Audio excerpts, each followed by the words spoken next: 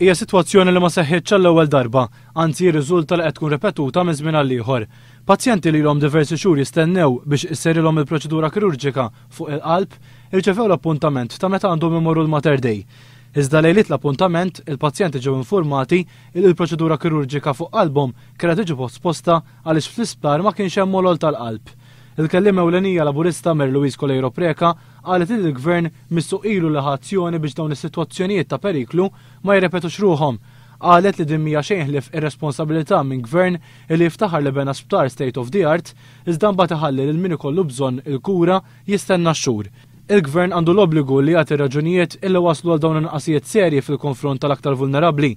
Mary Louise Colejro Preca temmet tgħid li l-poplu Malti Wawċi għandu dritt ikun jaf fejn qed imorru t-taxxi li ntefgħu fuqhom il-Gvern.